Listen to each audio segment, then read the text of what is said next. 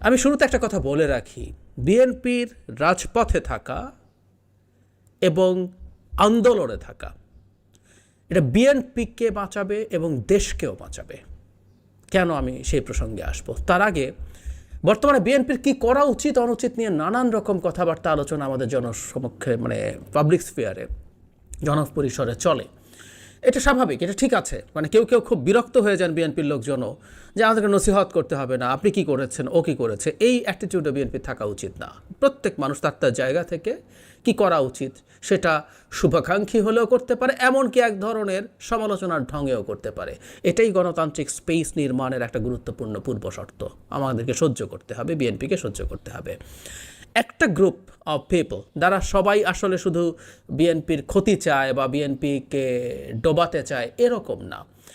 বিএনপির শুভাকাঙ্ক্ষীদের মধ্যে একটা গ্রুপ মনে করেছিলেন বিএনপিকে সক্রিয় রাখতে এই মুহূর্তে উপজেলা নির্বাচন এবং ভবিষ্যতে আরও যত নির্বাচন হয় সবগুলোতে পার্টিসিপেট করা উচিত।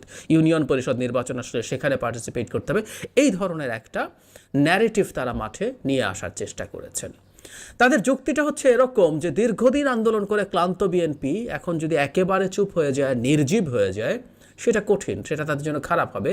তার চাইতে বরং যদি নির্বাচনে পার্টিসিপেট করে, ফল যাই হোক না কেন বিএনপির নেতাদের কর্মীদের এক ধরনের সক্রিয়তা তৈরি হবে এবং এই সক্রিয়তাটা একটা রাজনৈতিক দলের জন্য দরকার।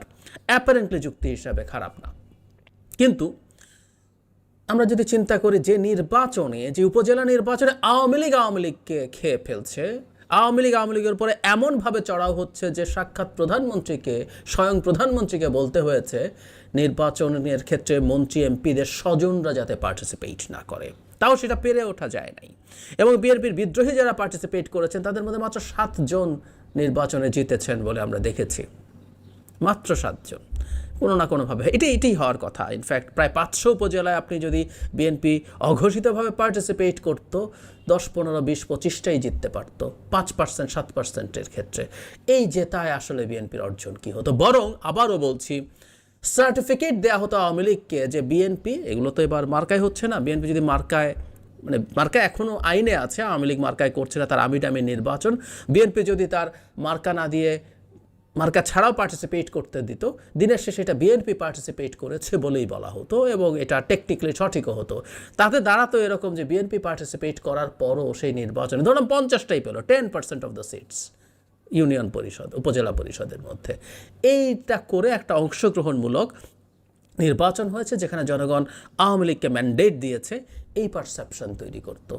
বরং নির্বাচন করার ক্ষেত্রে আরেকটা ক্ষতির জায়গা তৈরি হওয়ার সম্ভাবনা ছিল, সেটা হচ্ছে এই রকম যে আপনি আবার নতুন করে হামলা, মামলা, হয়রানির মুখোমুখি পড়বেন। সবই হতে পারতো। সেই কারণে আমি কোনোভাবেই এই পথটাকে সঠিক মনে করি না। তবে একটা জায়গায় আমি একেবারে একমত, সেটা হচ্ছে একটা রাজনৈতিক দলের নেতাকর্মীদেরকে সক্রিয় থাকতে হয়। সক্রিয়তা না থাকলে আসলে শেষ পর্যন্ত ক্ষতিগ্রস্ত হয়। এখন এই ক্ষতিগ্রস্ত হওয়ার ব্যাপারটা আমাদের একটু মাথায় রাখতে হবে, সেটা থেকে দূরে কিভাবে রাখা যেতে পারে। আমার কাছে ক্লিয়ার সলিউশন হচ্ছে নির্বাচন না, মাঠে থাকা, আন্দোলনে থাকা, নানা রকম রাজনৈতিক কর্মসূচির মধ্যে থাকা, এমনকি যদি কখনো লিফলেটও বিতরণ করতে, রাজনৈতিক কর্মসূচির মধ্যে।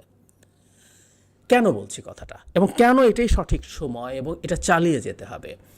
প্রথম কথাটা হচ্ছে, আপনি আবার 5 বছর এই সরকারটা ক্ষমতায় থেকে যাবে, তারপর আমি 4 বছর 4.5 বছরের মাথায় গিয়ে আবার মুভ করব, এই পারসেপশন বিএনপির নেতাকর্মীদেরকে শেষ করে দেবে। বিএনপি কখনো এই সরকারকে মানা উচিত না, আমরা কেউই মানি না, কিন্তু বিএনপি যেহেতু একটা রাজনৈতিক দল এবং এই সরকার যদি ক্ষমতাচ্যুত হয়, একটা ফেয়ার নির্বাচন না, আধা ফেয়ার নির্বাচন হলেই যখন বিএনপি ক্ষমতায় যাবে, তখন বিএনপিকে এটা মাথায় রাখতে হবে সিরিয়াসলি, যে তাকে এই সরকার যাতে ক্ষমতায় না থাকে সেটাও এনশিওর করতে হবে এবং বলতে হবে আমি তোমাকে ক্ষমতায় থাকতে দেব না।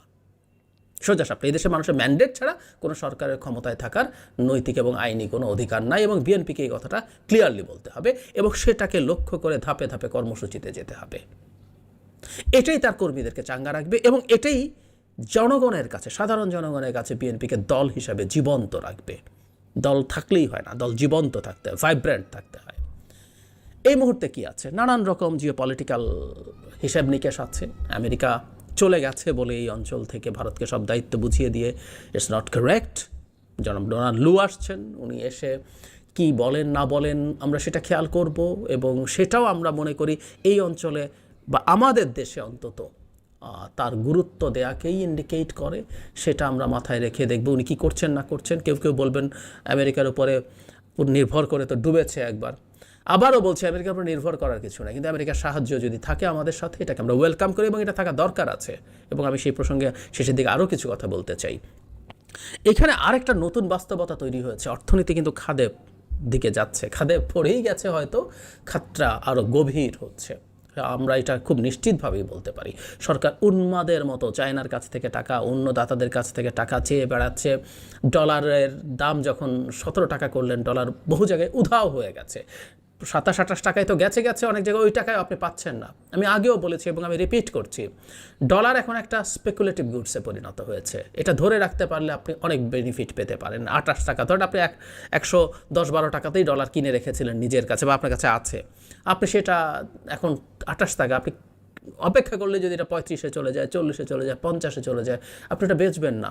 অ্যাট দ্য সেম টাইম সরকার প্রচুর বকেয়া আছে, প্রচুর দেনা আছে, এগুলো শোধ করার চাপ আছে, গরমকাল আছে, আপনাকে জ্বালানি চান আপনাকে জ্বালানি কিনতে হবে। সরকার চেষ্টা করেছিল ডেফার্ড পেমেন্টে জ্বালানি কেনার জন্য, কেউ রাজি হয়নি। এমনকি কাতারের আমির এসেছিলেন, তার কাছেও 1 বছরের ডেফার্ড পেমেন্টে এলএনজি কিনতে চেয়েছিলেন, কিছুই পেরে ওঠে নাই সরকার। সুতরাং সামনে একটা ক্রাইসিস ক্রমাগত গভীর হতে থাকবে, এতে কোনো রকম কোনো সন্দেহের কিছু নাই। রিজার্ভ কমছে, মূল্যস্ফীতি বাড়ছে, মূল্যস্ফীতি আরও অনেক বাড়ে, মানুষের জীবনে কিন্তু নাভিশ্বাস উঠে যাবে শিওর। বাংলাদেশ শ্রীলঙ্কা হবে কি না সেই প্রশ্ন অনেকে করছেন, আমি এটা আলাদা ভিডিও করব। বাংলাদেশ শ্রীলঙ্কা যদি নাও হয়, পুরোপুরি দেউলিয়া যদি নাও হয়, বাংলাদেশে কিন্তু একটা জিনিস আছে, সেটা হলো বাংলাদেশে একটা অর্গানাইজড রাজনৈতিক দল আছে বিএনপির মতো, যেটা প্রচুর মানুষ সমর্থন করেন, প্রচুর অ্যাক্টিভ কর্মী আছে, এবং জনগণ সেই দলটার সাথে অন্তত এই মুহূর্তে অ্যালাইন করছে। সুতরাং এই সুযোগটা বিএনপি নেওয়া উচিত আমি মনে করি। এটার মধ্যে কোনো সমস্যার কিছু নাই। এই যে সরকার মানুষের জীবন শেষ করে ফেলছে, দেশের অর্থনীতি শেষ করে ফেলছে, ভবিষ্যৎ শেষ করে ফেলছে, এই মুহূর্তে রাজপথে থাকা বিএনপির একেবারেই জরুরি।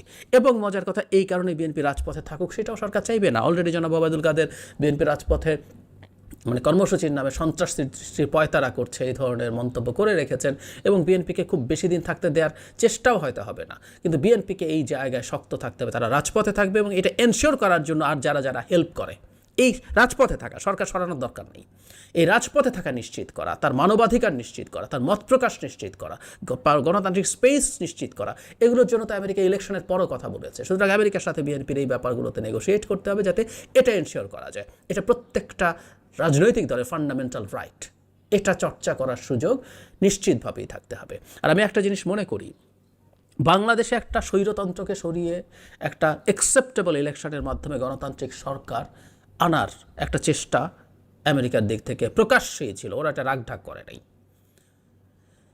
এখন একটা বাস্তবতা হয়েছে, আমরা জানি সেই বাস্তবতাটা কি, আজকে আর রিপিট করছি না। তারা কিছুটা রিট্রিট করেছে, কিন্তু আমি ব্যক্তিগতভাবে বিশ্বাস করি বিএনপি যদি রাজপথে তার শক্তি দেখাতে পারে, তাহলে আমেরিকা আবারও তার যে মিশন ছিল সেই মিশনটা নিয়ে আমাদের সামনে, আমাদের দেশে হাজির হবে। আমি সেটা সিরিয়াসলি বিশ্বাস করি। একটা কথা মনে রাখতে হবে, আমি বহুবার বলেছি, গ্রেট পাওয়ারের কোনো ইগো নাই, সুপার পাওয়ারের কোনো ইগো থাকে না। সে তার প্রয়োজন যখন যেটা হয় তখন সে সেই কাজটা করে। ইন্ডিয়া তাদেরকে চাপ দিয়েছে, তারা একটু চুপ হয়েছে। 28 অক্টোবরের পর থেকে বিএনপি একেবারেই যখন কিছু করতে পারে নাই, মাঠে আর কোনো শক্তি দেখাতে পারে নাই, খুব স্বাভাবিকভাবেই আমেরিকা পরবর্তীতেও তেমন স্টেপস নেয় নাই। সে তার হিসাব করেছে যে সরকার যদি থেকেই যায়, তার সাথে অনেক বেশি কোয়ার্সিভ হওয়াটা তার সাথে ভবিষ্যতে নানান রকম এনগেজমেন্টে বা ডিলের ক্ষেত্রে সমস্যা করতে পারে। আবার যদি বিএনপি মাঠে শক্তি নিয়ে হাজির হতে পারে, তাহলে আমেরিকা বা ইউরোপ অন্যান্য দেশও এসে তার পাশে দাঁড়াবে। আমি আবারও বলি, এদের সাহায্য আমাদের লাগবে, এদের উপর আমরা ডিপেন্ড ফুললি করবো না, কোনো সন্দেহ নাই। আমি কখনো এই ডিপেন্ড করা যাবে না, আমি ইলেকশনের আগেও বহুবার বলেছি, কাজটা আমাদেরই করতে হবে, কিন্তু এরাও পাশে এসে দাঁড়াবে।